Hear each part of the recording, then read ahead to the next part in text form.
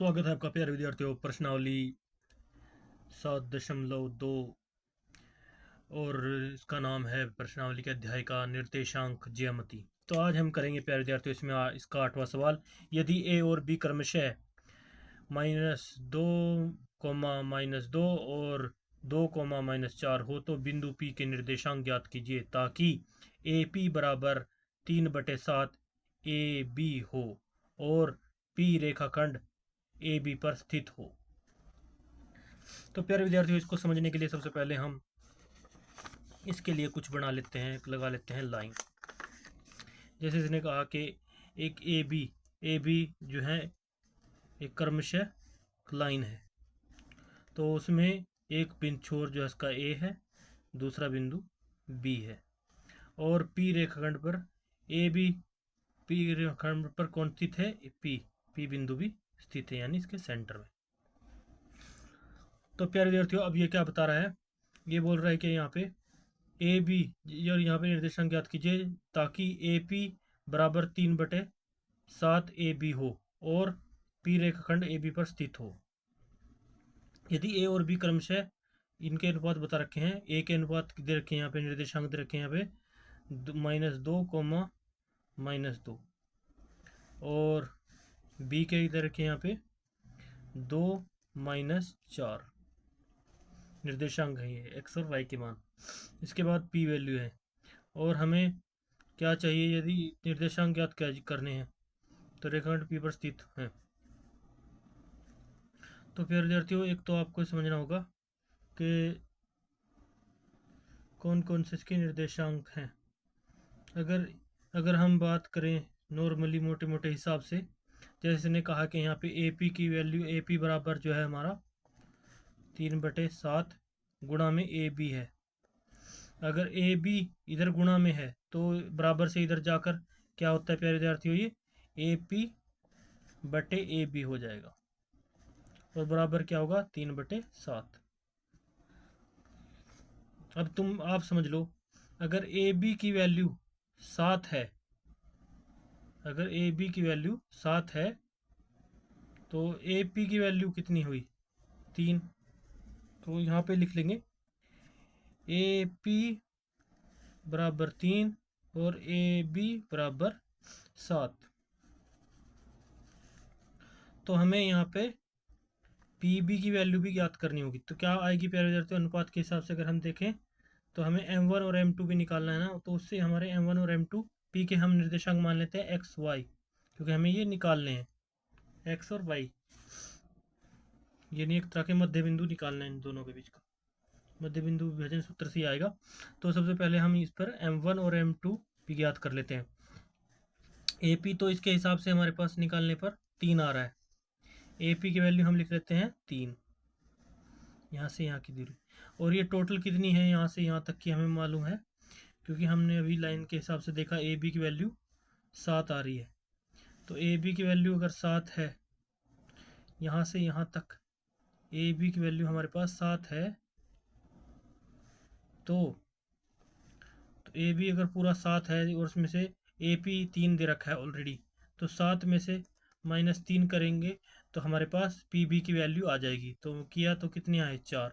तो इसलिए हमारे पास 4 वैल्यू होगी और इनको हम m1 और m2 से डिनोट कर लेते हैं, क्योंकि हमें हेल्प करेंगे अपने सवाल को सोल्व करने में। उम्मीद करता हूँ प्यारे विद्यार्थियों आपको समझ में आ रहा होगा जैसे इसमें बताया गया है। तो हमें क्या निकालने हैं? पी के निर्देशांक ज्ञात कीजिए ताकि ए पी बराबर 3/7 गुणा ए बी दिया हुआ है। तो हमने इसके हिसाब से इनके अनुपातों को देख लिया और निकाल लिया। तो अब हमारे पास प्यारे विद्यार्थियों ये पूरी की पूरी सिचुएशन हमारे पास सोल्व है। अब हम इसको हल करते हैं सवाल के माध्यम से। लिखते हैं, लिखेंगे हमारे पास हल। हल में क्या दिया हुआ है हमारे पास? सबसे पहले हमारे पास दिया है क्योंकि, इसलिए या इसलिए लिखेंगे क्योंकि ए पी बराबर दिया हुआ है यहाँ पे 3/7 ए बी दे रखा है यहाँ पे। तो इसके हिसाब से हमारे पास क्या वैल्यू आ जाएगी? आगे बढ़ेंगे। तो आगे बढ़ने पर इसके साथ में जो बराबर से इस तरफ होता है, अगर इस साइड आएगा तो क्या हो जाता है, बटे में हो जाता है। तो ए पी बटे ए बी बराबर कितना हुआ हमारे पास, 3/7। तो इससे क्या वैल्यू आ गई हमारे पास, ए पी बराबर 3 होगा, ए बी बराबर 7 होगा। तो इसको हम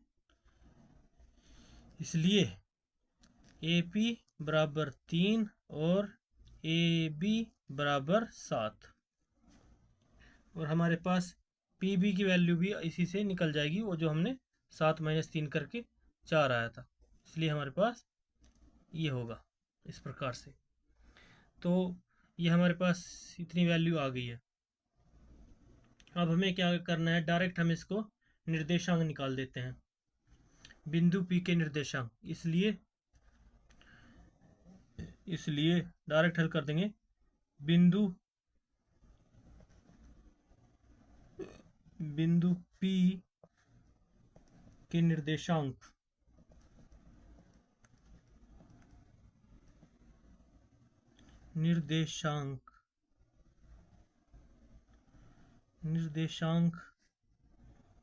क्या होंगे, पी के निर्देशांक होंगे हमारे पास विभाजन सूत्र से, एक्स और वाई हैं, तो विभाजन सूत्र लगा लेंगे यहाँ पे रेशियो निकालने के लिए। विभाजन सूत्र से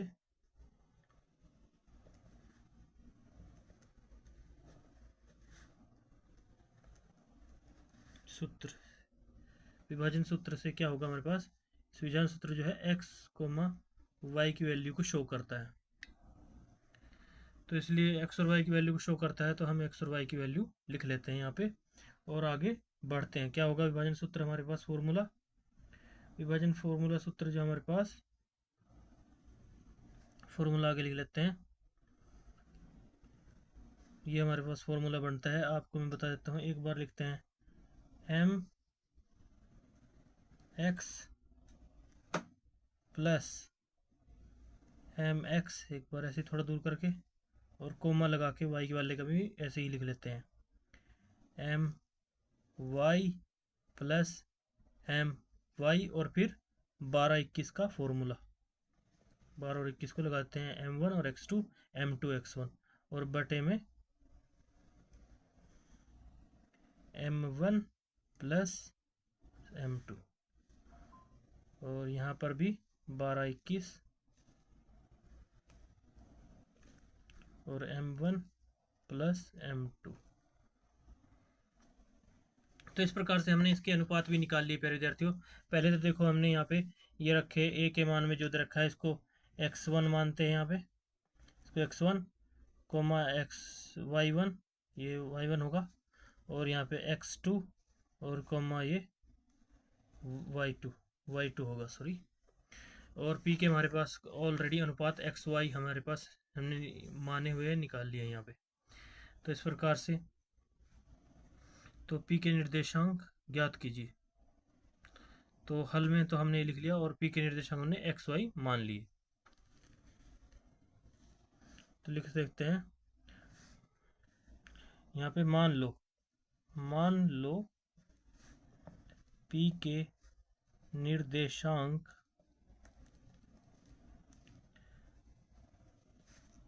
x, y हैं। अभी हमें निकालना है, तो इसलिए ये लिखेंगे, मान लो p के निर्देशांक x, y हैं, और AP बराबर 3/7 AB है, तो इसलिए आगे AP बराबर PB बराबर होगा 3/7, और AP बराबर 3 और PB बराबर 7।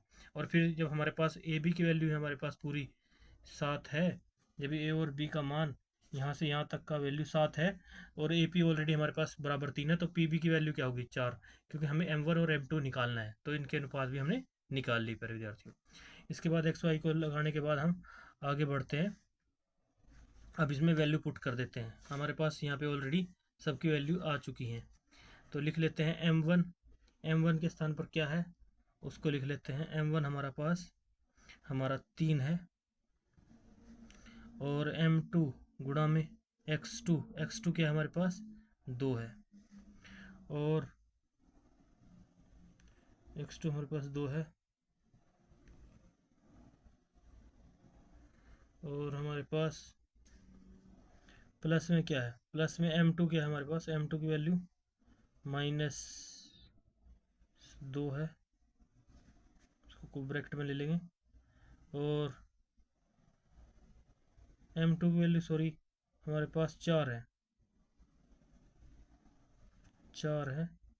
और x2 और क्या नाम है, x1 की वैल्यू हमारे पास -2 है,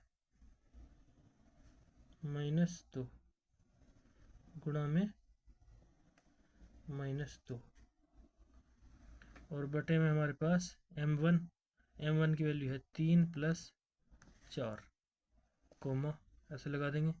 इसी प्रकार से m1 की वैल्यू हमारे पास 3 है, गुणा y2 की वैल्यू कितनी है हमारे पास, y2 की वैल्यू हमारे पास -4 है, इसके 4 प्लस इसके बाद m2 की वैल्यू कितनी है हमारे पास, m2 की वैल्यू है हमारे पास 4 गुणा y1 की वैल्यू कितनी है -2, तो कितनी है -2। तो इसके अंदर हमारा क्या आएगा, m1 + m2। तो m1 की वैल्यू कितनी है हमारे पास 3 और m2 की वैल्यू है 4, तो लिख देते हैं इस प्रकार से और आगे बढ़ते हैं ऐसे ही।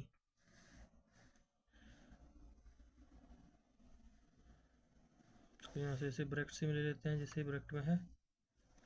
उसके बाद आगे बढ़ते हैं, हमारे पास क्या आ रहा है यहाँ पे, 3 दूनी 6 आपस में गुणा करिए और ये माइनस अंदर बाहर है तो -8 हो गए यहाँ पे। और 3 और 4 प्लस करेंगे तो कितने आएंगे, 7 आएंगे हमारे पास, तो 7 आ गए यहाँ पे, कोमा इसके करने के बाद यहाँ पे कोमा लगा लेते हैं। इसके बाद वाई वाले की तरफ भी देख लेते हैं, यहाँ पे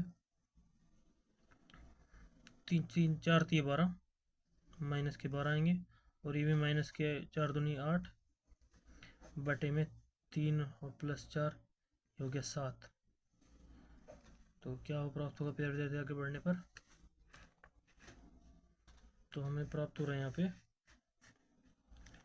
हमारे पास, यहाँ पे देखो क्या वैल्यू आ रही है आगे बढ़ने पर, हमारे पास ये 6 भले यानी प्लस के हैं और ये माइनस के 8 ज़्यादा हैं तो 2 माइनस के 2/7 कोमा और 12 उसके माइनस के हैं और 8 भी माइनस के हैं तो माइनस और माइनस आपस में जुड़ जाते हैं तो माइनस के 12 और 8 20 हो जाएंगे बटे 7। तो इस प्रकार से हमारे पास पी के निर्देशांक जो हैं वो प्राप्त हो गए। इसलिए लिखेंगे, इसलिए पी के निर्देशांक हमारे लिए बराबर हैं x को y बराबर निशाक होंगे यानी xy के रूप में -2/7 कोमा -20/7, यही हमारे होंगे आंसर। उम्मीद करते हैं बेहतर समझ में आएगा आपको, सवाल बहुत ही ईजी है और सिंपल तरीके से इसको सोल्व कर दिया। इसके बाद हम नेक्स्ट सवाल करते हैं अगले भाग में, तब तक के लिए बाय बाय।